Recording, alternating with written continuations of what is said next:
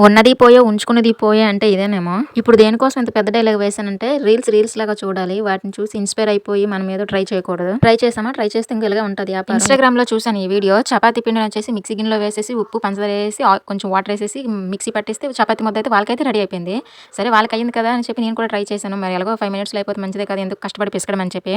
నాకు డౌట్ వచ్చింది. ఇంగోండి ఇలా వచ్చినప్పుడు నేను ఆపేయాలి. నాకు హింట్ ఇచ్చింది మిక్సీ బర్క్ సౌండ్ వచ్చింది. ఏముందిలే సౌండ్స్ అన్ని కామన్ మిక్సీ అన్నాక సౌండ్ వస్తది కదా అని చెప్పి మళ్ళీ ఇంకోసారి తిప్పాను. అప్పుడు ఏమైందంటే ఫస్ట్ నార్మల్‌గా ముద్దలాగా అయితే కనిపించింది.